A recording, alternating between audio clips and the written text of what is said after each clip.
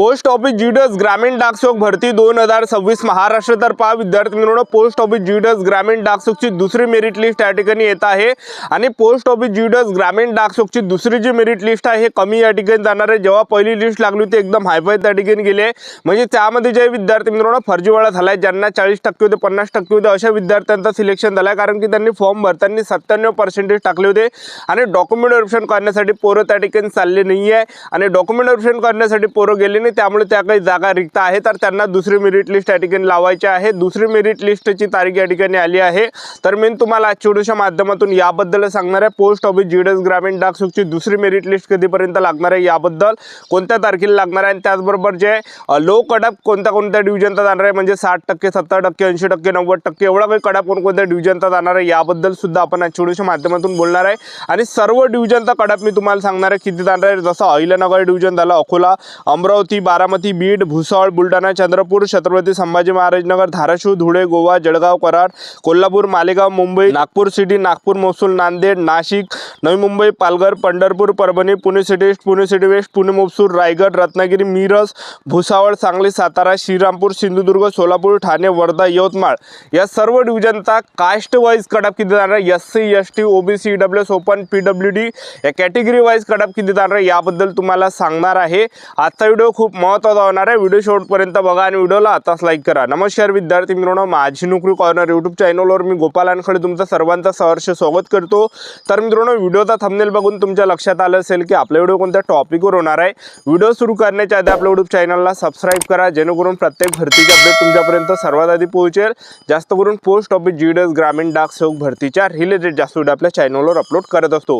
Video सुरू करण्याच्या अगोदर सर्वांना एक रिक्वेस्ट आहे, 10वी मध्ये तुम्हाला किती पर्सेंटेज पडलेले आहे नक्की कमेंट बॉक्समध्ये सांगा, जेणेकरून मला एक अंदाज लागणार आहे की मुलांना सरासरी 10वी मध्ये किती पर्सेंटेज आहे, कितीचा रेशोमध्ये मुलांना पर्सेंटेज आहे, म्हणजे 60%चा किती रेशो आहे, 70%चा किती रेशो आहे, 80%चा किती रेशो आहे, 90%चा किती रेशो आहे, 92%चा किती रेशो आहे, 93%चा किती रेशो आहे, हा काही अंदाज आपल्याला या ठिकाणी लागणार आहे। ठीक आहे, तर बा पोस्ट ऑफिस जीडीएस ग्रामीण डाकसेवकची जी पहिली लिस्ट लागली आहे तर त्यामध्ये भरपूर विद्यार्थी डिमोटिवेट या ठिकाणी झालाय।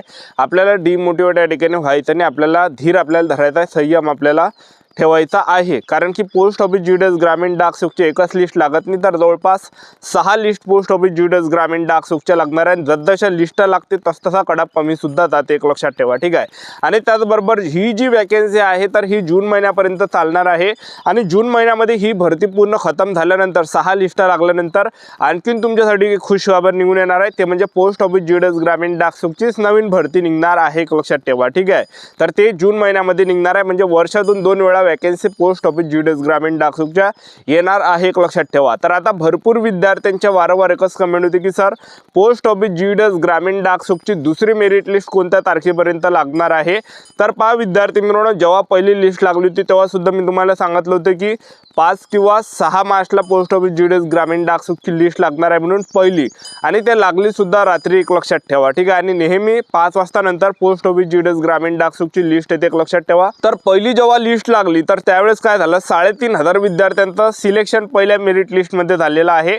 म्हणजे पहा विद्यार्थी मित्रांनो, ज्यांना 35% होते 40% होते अशा विद्यार्थ्यांचं सिलेक्शन पहिल्या मेरिट लिस्टमध्ये झालं, एक लक्षात ठेवा। ठीक आहे, म्हणजे ज्यांना 35% होते 40% होते त्यांचं कसं काय सिलेक्शन झालं, त्यांनी फॉर्म भरताना जास्त पर्सेंटेज टाकले, म्हणजे 97% फॉर्म भरताना टाकले की आपलं नाव पाहण्यासाठी, लिस्टमध्ये नाव पाहण्यासाठी त्यांना चांगलं वाटते की लिस्टमध्ये नाव आलं पाहिजे आपलं। ठीक आहे, तर ते पाहण्यासाठी त्यांना थोडाफार आनंद येतो, तर हे काही पाहण्यासाठी त्यांनी स्वतःवरून पर्सेंटेज त्या ठिकाणी टाकले होते, आणि लिस्टमध्ये नाव आल्यानंतर डॉक्युमेंट व्हेरिफिकेशन करण्यासाठी त्यांना बोलावलं होतं, मेसेज वगैरे आला, पण डॉक्युमेंट व्हेरिफिकेशन करण्यासाठी मुलं गेले नाही। अशा प्रकारे मुलांनी पहिल्या लिस्टमध्ये फर्जीवाडा केला आहे, तर ज्यांना 93% होते 92%, 91%, 90% होते असे विद्यार्थी डिमोटिवेट या ठिकाणी झालेले आहे। तर आपल्याला संयम या ठिकाणी ठेवायचा आहे, आपलं पण सिलेक्शन या ठिकाणी होणार आहे। आता पोस्ट ऑफिस जीडीएस ग्रामीण डाकसेवकची दुसरी मेरिट लिस्ट कोणत्या तारखेपर्यंत लागणार आहे, तर पहा पोस्ट ऑफिस जीडीएस ग्रामीण डाकसेवकची दुसरी जी मेरिट लिस्ट आहे तर 4 एप्रिल 2026ला आपली पोस्ट ऑफिस जीडीएस ग्रामीण डाकसेवकची दुसरी मेरिट लिस्ट या ठिकाणी येणार आहे। तर 4 एप्रिलला जे विद्यार्थी मित्रांनो पोस्ट ऑफिस GDS ग्रामीण डाकसुखची दुसरी मेरिट लिस्ट या ठिकाणी आपल्याला पाहायला या ठिकाणी भेटणार आहे। लक्षात ठेवा, तर आपल्याला थोडाफार संयम या ठिकाणी ठेवायचा आहे। 4 एप्रिलला या ठिकाणी लिस्ट लागणार आहे पोस्ट ऑफिस GDS ग्रामीण डाकसुखची दुसरी, आणि ते सुद्धा 5 वाजता नंतर, दुपारचे 5-6 वाजता नंतर जे विद्यार्थी मित्रांनो लिस्ट लागणार आहे, म्हणजे 7 वाजेच्या आसपास सुद्धा पाहायला भेटू शकते किंवा 5 वाजता पण पाहायला भेटू शकते, ठीक आहे। आणि त्याचबरोबर जर समजा 4 तारखेला नाही लागली, 4 एप्रिलला नाही लागली, तर मग शेवटी 5 एप्रिलला जे विद्यार्थी मित्रांनो पाहायला भेटणार आहे। तर ह्या 2 तारखेपर्यंतच पोस्ट ऑफिस GDS ग्रामीण डाकसुखची दुसरी लिस्ट लागणार आहे। आता कडाप किती जाणार आहे, तर पहा विद्यार्थी मित्रांनो, Ahilyanagar division, Akola division, Amravati division, Baramati division, Beed division, Bhusawal division, Buldhana division आणि चंद्रपूर डिव्हिजन, आता या डिव्हिजनचा कडाप किती जाणार आहे। पहा UR कॅटेगरी असाल, ओपन कॅटेगरीचा असाल तर जवळपास 85 ते 95च्या आसपास कडाप पाहायला भेटणार आहे। OBC EWS कॅटेगरीचे असाल तर 80 ते 92 पर्यंत कडाप पाहायला भेटणार आहे। SC ST कॅटेगरीचे असाल तर 80 ते 90 पर्यंत कडाप आपल्याला या डिव्हिजनचा पाहायला भेटणार आहे। आणि त्याचबरोबर PWD कॅटेगरीचे असाल तर 80-85 पर्यंत कडाप आपल्याला पाहायला भेटणार आहे। त्यानंतरचं जे डिव्हिजन आहे छत्रपती संभाजी महाराज नगर डिव्हिजन आहे, धाराशिव डिव्हिजन आहे, धुळे आहे, गोवा आहे, जळगाव आहे, कराड आहे, कोल्हापूर, मालेगाव, ठीक आहे। तर हे काही डिव्हिजन आहे, या डिव्हिजनचा जो कडाप आहे, तुम्ही जर या ठिकाणी UR कॅटेगरीचे असाल तर 86 ते 94च्या आसपास पाहायला भेटणार आहे। OBC EWS कॅटेगरीचे असाल 80 ते 92 पर्यंत पाहायला भेटणार आहे। SC ST कॅटेगरीचे असाल तर 81 ते 91 पर्यंत कडाप पाहायला भेटणार आहे। PWD कॅटेगरीचे असाल 85 पर्यंत कडाप आपल्याला पाहायला भेटणार आहे। आणि त्यानंतरचं जे डिव्हिजन आहे तर त्या या ठिकाणी मुंबई सिटी डिव्हिजन आहे, त्याचबरोबर या ठिकाणी मुंबई सिटी नॉर्थ डिव्हिजन आहे, त्याचबरोबर या ठिकाणी Mumbai city north east division आहे, Mumbai city north west division आहे, मुंबई सिटी साऊथ डिव्हिजन आहे, मुंबई सिटी वेस्ट डिव्हिजन आहे, मुंबई GPO डिव्हिजन आहे। तर या डिव्हिजनचा जो कडाप आहे ओपन कॅटेगरीचे असाल तर लय कमी कडाप पाहायला भेटणार आहे, म्हणजे 80 ते 90च्या आसपास कडाप पाहायला भेटणार आहे। OBC EWS कॅटेगरीचे असाल तर 80 ते 92च्या आसपास, आणि SC ST कॅटेगरीचे असाल तर जवळपास 80 ते 91च्या आसपास कडाप आपल्याला पाहायला भेटणार आहे। PWD कॅटेगरी असा 70-80% सुद्धा सिलेक्शन आपलं अनिवार्य होऊ शकते, लक्षात ठेवा, ठीक आहे। त्यानंतरचं जे डिव्हिजन आहे Nagpur city, Nagpur मोफसूल, Nanded, Nashik, Navi Mumbai, Palghar, Pandharpur, Parbhani, Pune city east आहे, पुणे सिटी वेस्ट आहे, पुणे मोफसूल आहे। तर या डिव्हिजनचा कडाप किती जाणार आहे, तर बा तुम्ही UR कॅटेगरीचे असाल तर ओपन कॅटेगरीचा जो कडाप आहे हा 85 ते 94च्या आसपास आपल्याला या ठिकाणी कडाप पाहायला भेटणार आहे, लक्षात ठेवा।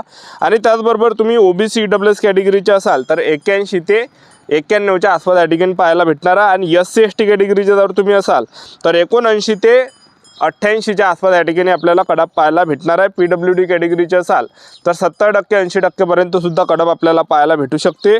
आणि त्यानंतरचं जे डिव्हिजन आहे तर ते या ठिकाणी रायगड डिव्हिजन आहे, रत्नागिरी डिव्हिजन आहे, RMS BMD मिरज आहे, आणि त्याचबरोबर सांगली डिव्हिजन आहे, त्याचबरोबर RMS LDN भुसावळ आहे, सातारा आहे, श्रीरामपूर आहे, सिंधुदुर्ग आहे, सोलापूर आहे, ठाणे आहे, वर्धा, यवतमाळ आहे। तर हे काही डिव्हिजन आहे, या डिव्हिजनचा कडाप किती जाणार आहे, तर पहा विद्यार्थी मित्रांनो, तुम्ही जर या ठिकाणी UR कॅटेगरीचे असाल ओपन कॅटेगरीचे तर 80 ते 91च्या आसपास कडाप आपल्याला पाहायला भेटणार आहे, 80 ते 91च्या आसपास, आणि किती काही जाऊ शकते।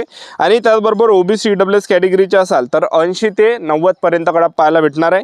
आणि SC ST कॅटेगरीचे जर तुम्ही असाल 79 ते 87 पर्यंत कडाप पाहायला भेटणार आहे। आणि PWD कॅटेगरीचे असाल 70-75 पर्यंत पण कडाप पाहायला भेटणार आहे। तर ही होती संपूर्ण महत्त्वाची माहिती। आपल्या YouTube चॅनल सबस्क्राईब करून ठेवा, वेळोवेळी अपडेट देत राहणार। आजच्यासाठी थांबतो, व्हिडिओ नेक्स्ट व्हिडिओमध्ये। जय जय भारत।